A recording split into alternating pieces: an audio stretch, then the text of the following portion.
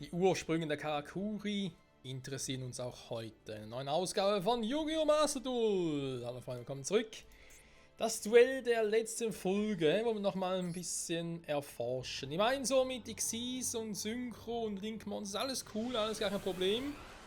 Aber man braucht doch erstmal die richtigen Monster auf dem Feld. Und das könnte ein Problem sein.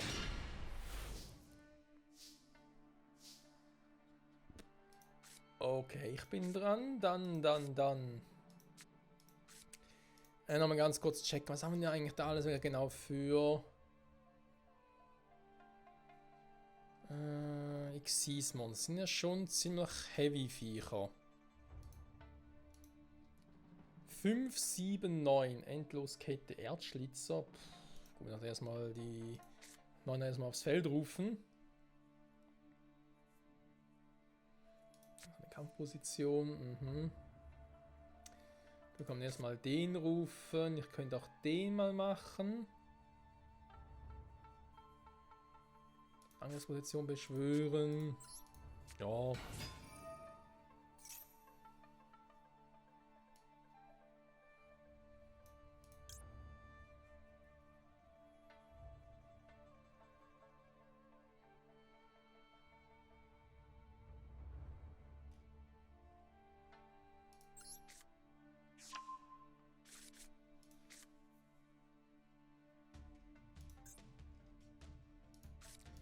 Okay, wenn ich jetzt zum Beispiel den hier mache. Zack.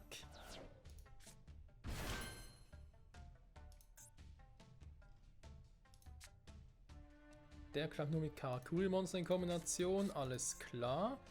Und wenn ich da jetzt bereits einen Link-Viech rufen würde, habe ich ein Problem, dass man gar nicht viel bringt, weil es so in Kombination mit den Xyz-Monstern etwas nützt. Okay. Trotzdem schon mal in der Defense-Position, das ist schon mal cool.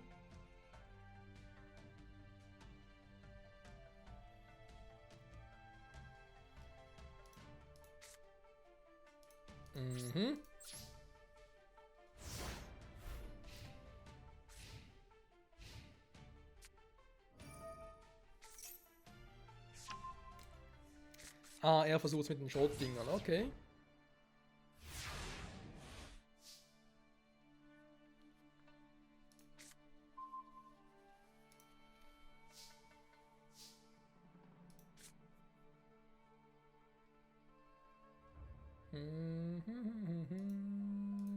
Mal gucken.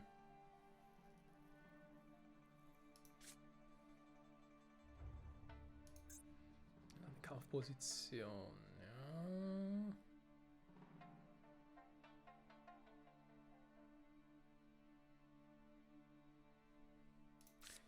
Man könnte sie mal versuchen.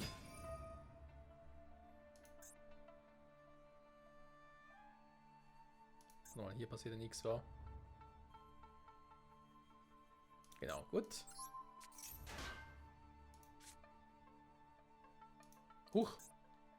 Aber das Empfänger ist okay, ich dachte schon. Ja gut, ich meine, ich kann ja auf Stufe 8 Ding rufen.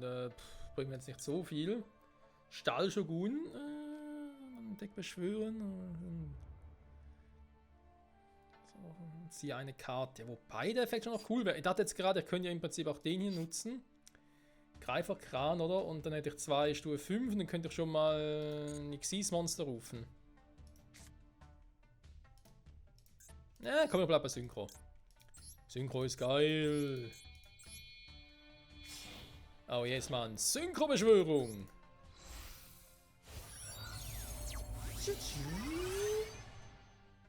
Stahlshogun.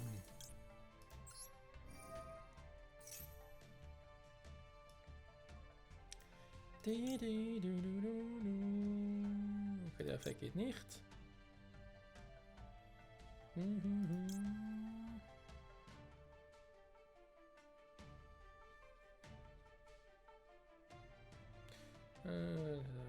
Als Empfänger. Spielzug nutzen, das ist mir soweit klar. Den haben wir noch nie genutzt hier, wa?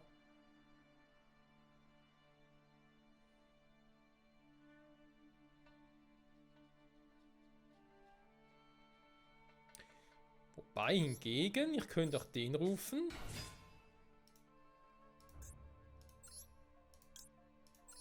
Dann Super Shogun wählen. Aus Stahl wird super, Freunde. Die Rückkehr vom Super Shogun. Oh yes. So.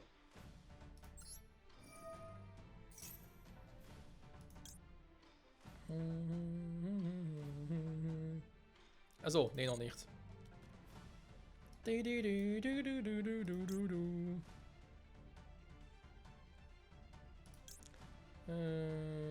Levelphase geswitcht, genau. Der macht das da. Das ist gewählt.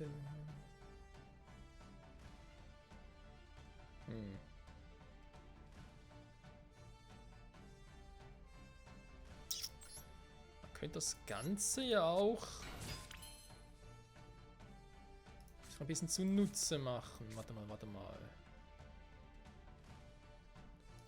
Die Kampfposition des gewählten Monsters. Zacke, Bums.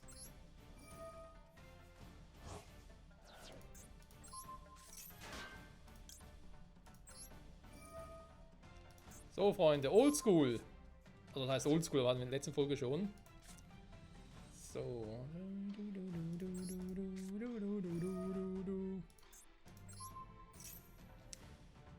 Eins hinzufügen, nehme ich mal den da. Zack. Danke, und.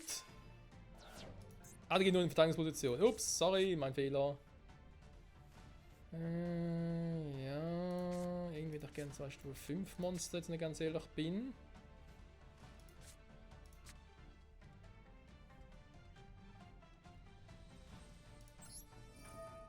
Warum eigentlich nicht?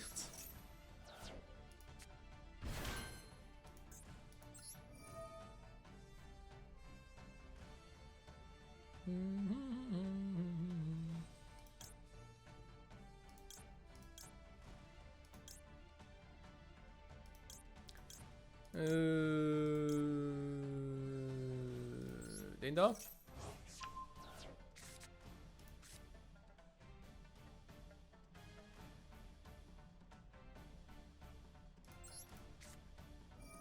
Spielen kann man ja schon mal. Dann haben wir jetzt die beiden. Warte mal, da kann ich jetzt wieder die Viecher wählen. Was ist denn hier mit den Xyz-Dingen, die ich hier habe? Da fällt mir halt, ja, ein bisschen höher hinaus.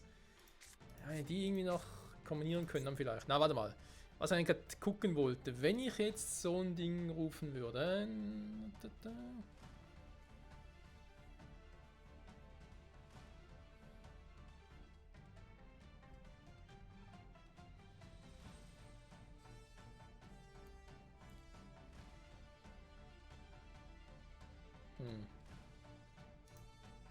Hat zwar schon coole Effekte, aber ganz ehrlich, ich finde eigentlich den Effekt eben noch am geilsten von allen.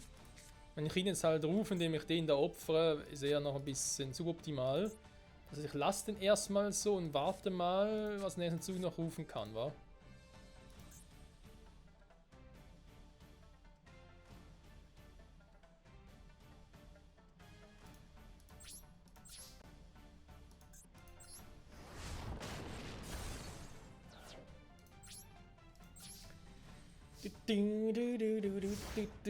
Also am geilsten wäre natürlich, wenn ich 2 Xyz-Monster und Rang 9 rufen könnte, aber das wird eher schwierig.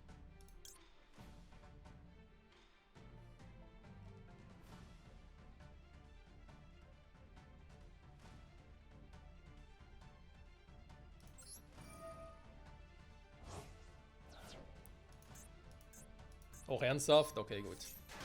Wollte einen anderen, aber egal, ich kann es auch so machen. Das ist ja unabhängig davon, was ich mache. Und ziehen. Oh, das für ein Teil. Weil den kann ich ja nur für ein Karakuri-Monster.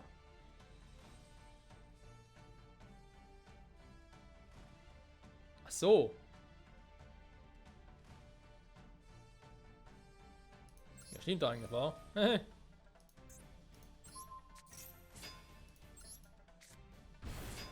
So.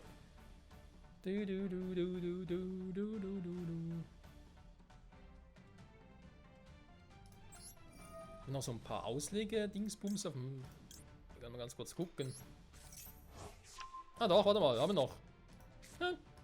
Krass.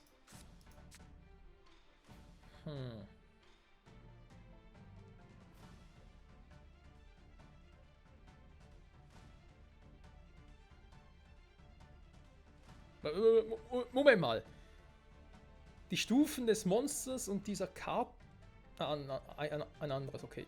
Die Stufen des Monsters und dieser Karte werden bis zum Ende des Spielzugs gleich der Summe der Grundstufen der 2 Monster.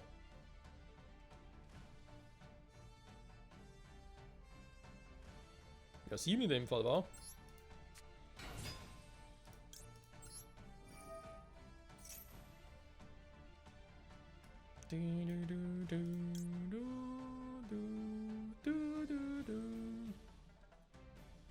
Ah, kann man den wählen, komm.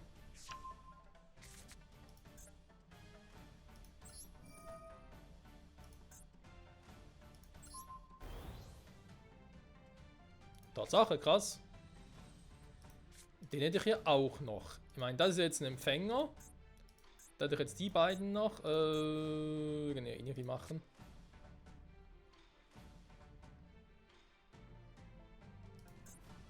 Achso, warte mal. Ja, jetzt hab's gerade gesehen. Ja, super. So.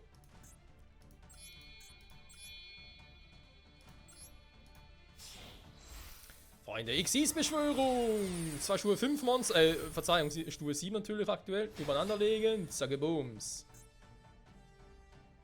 Das ist abhängig. Sie erhält 1000 Angriffspunkte. Könnt ihr eigentlich auch den noch nutzen?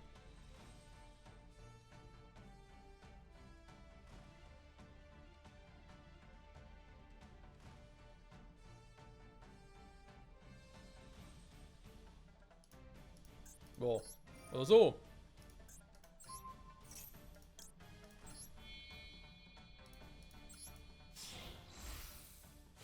Rangsteigerungszauber. Aus Stufe 7 wird Stufe 9. Rang 9, Verzeihung.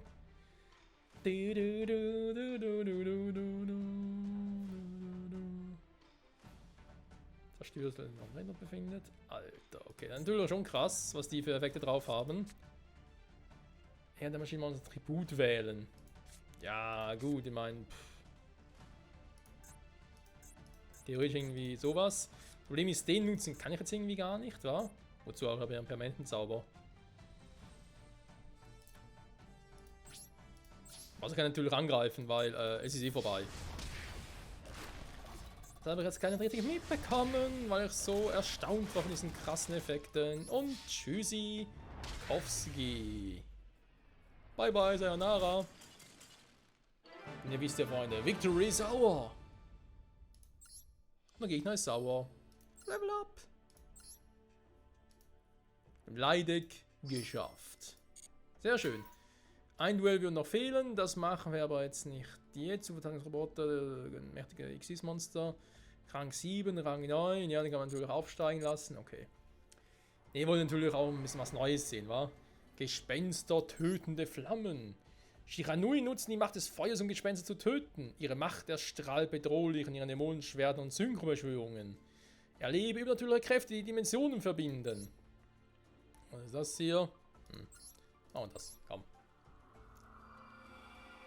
Ich liebe ja Synchrobeschwörungen, finde ich irgendwie sowas von geil. So. Wir kriegen Finsterniskugeln. Sehr cool.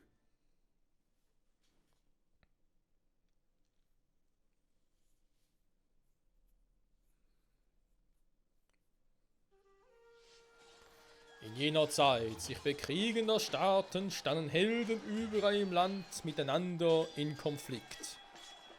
Das war schade. Während einige versuchten, das Land zu eilen, entstanden und verschwanden Nationen und unzählige Schlachten wurden geschlagen. Kein Ort war vor den Flammen sicher. Die langanhaltenden Kriege verheerten nicht nur die Felder, sondern auch die Herzen der Menschen. Und als die Welt verwüstet war, erschien ein einzigartiger Monstertyp, die Gespenster. Spirits gab es vorher schon mal, aber es ist ja was anderes, weil es ist Englisch und so.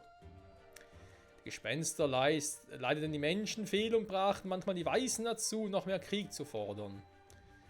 Es gab einen jungen Samurai, der sein Leben im Kampf gegen die Gespenster widmete. Der Samurai studierte nicht nur verschiedene Schulen des Schwertkampfs, sondern auch die Kunst des Exorzismus.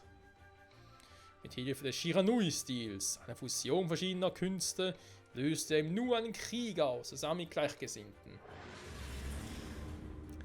Der an den Namen des Samurai, der zahllos Gespenster besiegt hatte sich wie ein Lauffeuer verbreitet. Die Gespenster wollten ihn töten und griffen einer großen Armee an. Ohne zu zögern trat der Shiranui-Stil-Samurai dem Angriff entgegen. Aber so stark er auch war, er war doch nur ein Mensch. Am Ende wurde er überwältigt und die Gespenster schlossen einen Geist in sein geliebtes Katana ein. Inzwischen wurden die Gespenster weniger, verloren viel von ihrer Macht und krochen zurück in die Finsternis, aus der sie gekommen waren. Die Gespenster sind verschwunden, und die Zeit wird kommen, sie Kraft sammeln und wieder erscheinen. Der Samurai ist jetzt ein Geist in seinem Katana. An die Geschichten und Techniken des Shiranui-Stils wurden von seinen überlebenden Kameraden weitergegeben. Kurz nach dem finsteren Krieg zwischen dem jungen Samurai und den Gespenstern war die Welt nicht mehr im Krieg. Der Frieden war wiederhergestellt und eine Ära, in der wenige den Krieg kannten, begann. Der Kampf zwischen Shiranui-Stil und Gespenstern ging weiter. Oh ja.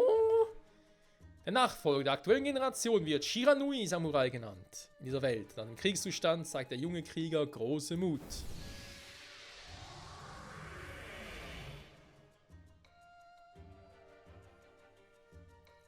Zusammen mit Shiranui-Stil-Synthese vereint er sich mit dem Geist des Gründers der Shiranui und stürzt sich in den Kampf mit den Gespenstern.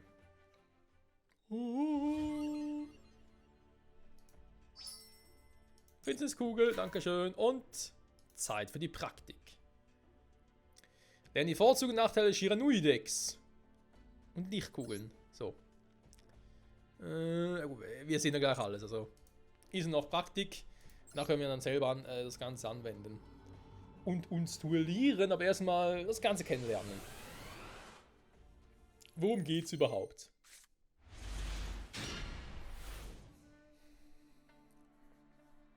So, was macht ein Shiranui-Deck einzigartig? Das kann verbannt werden, sondern Empfänger Shiranui Spektralschwert und Empfänger Synchromonster, wenn du schon kannst. Kontinuierlich Synchromonster beschwören. Auch die Effekte von verbannten Shiranui-Monstern maximieren. Oha. Klingt ein bisschen overpowered. Teufel Shiranui. Gegen Michael. Juhu, lange nicht mehr gesehen. Was die Getsufuma als Gegner sind Effekte alle Monster vom Typ Zombie, die gekämpft haben, zerstört.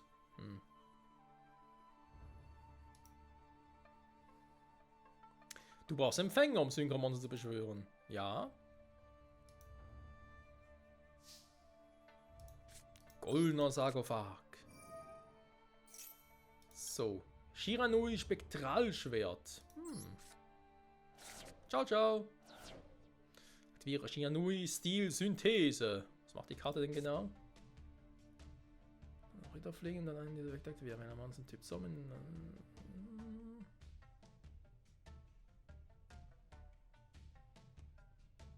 Und dann verbrannten Monster Typ Zombie. Aha.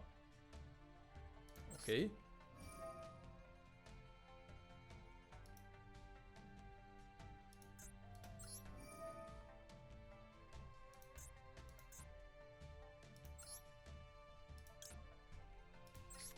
Ja, wir müssen das halt ablegen.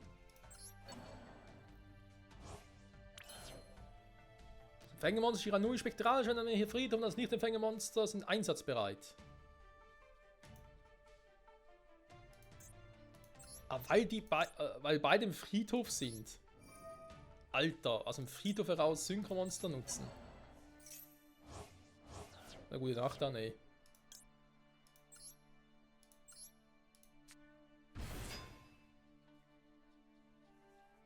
Der Verband ist ihrer neue Seelenmeister, die Fähigkeit, alle offenen Karten auf der Spielzeit dagegen zu zerstören. Mach doch mal. Ja.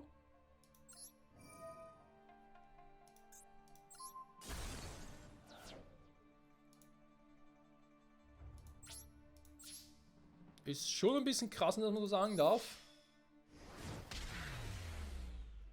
Und voll in die Fresse.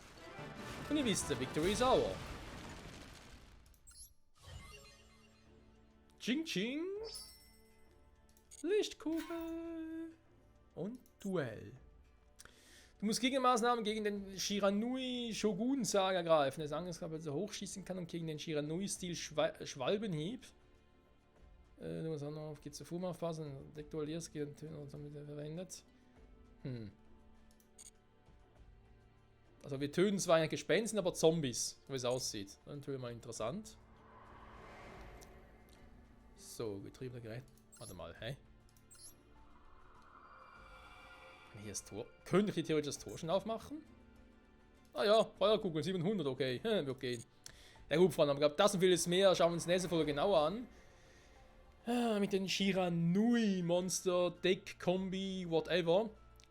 Scheint soweit alles cool zu sein. Ich bin aber gespannt, wie sich das Ganze schlussendlich dann ein bisschen rauskristallisieren wird. Da können wir gespannt sein. Sagen an der Stelle vielen Dank fürs Zusehen und bis zum nächsten Mal zurück bei Yu-Gi-Oh! Master Duel mit gespenstertötende Flammen. Und mal gucken, was noch alles kommen wird. Zumindest aktuell mal. SPD-Herausforderung, was? Okay. Die finden also Wettermaler, vollstreckte Gerechtigkeit. Sternhelden. Also, ich meine, ich finde ja cool, was man hier alles für verschiedene Decks und so hat. Aber eigentlich sind wir ehrlich, dass die einzigen, die ich jetzt so kannte, auch von meiner Yu-Gi-Oh! Zeiten auch, sind eigentlich die Monarchen und die Gladiatorengeheuer. Der Rest, Runen die Mais, ja mal Gehör, Pyroxenkrieger, ja ein bisschen mehr was von Elementarhelden plus Kristallungeheuer. Das fehlt mir hier, also vielleicht kann noch ein bisschen mehr, kann durchaus sein. Noch ein paar mehr Themendecks und so. Oder Structure-Decks, ähnlich Szenarien. Aber generell eben so Elementarhelden, Kristallungeheuer und so weiter, natürlich eigentlich auch cool. Aber ja, mal gucken, was das Ganze noch mit so bringen wird. So, haben wir hier schönes Mitteilungen noch. Ah, okay. Kurz laden. Missionen. Da wird da irgendwas gemacht hier. Ich war sehr böse. Edelstein noch ein paar. Dankeschön. Und in der Hinsicht sage ich vielen Dank. Was ist los? So eine Geschenkbox? Aha. Und ich beanspruche, der Inventar die maximale Kapazität erreicht hat. Nicht gut. Ja, stimmt, man kann ja nur 9999 Kristalle haben, wa? Oder Edelsteine von mir aus. Es hält noch bis zum 4. Juni. Ja gut, das ist kein Problem.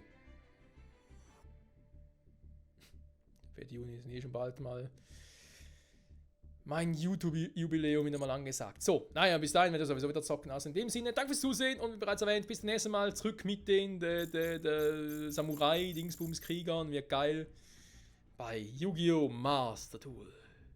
Bye, bye.